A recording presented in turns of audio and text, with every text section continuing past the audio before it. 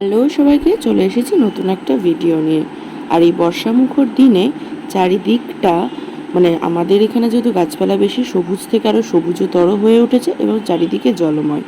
আজকের সন্ধ্যেটাকে একটু অন্যরকম বানিয়ে নেওয়ার জন্য আমরা সবাই মিলে আবার ঠিক করে ফেললাম, হঠাৎ করে সাডেন প্ল্যান বলা যেতে পারে, যে আজকে সন্ধ্যাবেলা আমরা সবাই মিলে একটা পিকনিক করব। ওই আমাদের উঠলো বাড়িতে কটক যায়, এদিকে আমার দাদা আর বৌদি দেখছো কাজে ব্যস্ত, অন্যদিকে অন্য ঘরে এই দুই ভাই তার দাদুর সাথে খেলতে ব্যস্ত।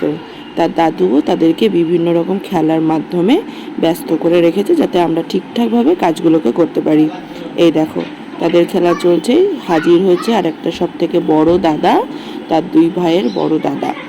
তো ভাইয়ের সাথে খুনসুটি চলছে। অন্যদিকে হঠাৎ করে দেখি রান্নাঘরে গিয়ে এই দুই জায়ে মিলে চলছে গসিপ। কি গসিপ জানি না, তার ননদকে নিয়ে কিছু একটা উল্টাপাল্টা চলছে। মাঝখান থেকে শুরু হয়েছে আমার রান্না, কিন্তু এই বৌদিদের ঘরে রান্নাঘরটা এতটাই উঁচু, আমি ঠিক যেন পা করতে পারছিলাম না। এই দেখো, দাদা বৌদি, আমার দুই দাদা দুই বৌদি সবাই মিলেই বাচ্চা তিনটেকে নিয়ে খেলানোতে ব্যস্ত।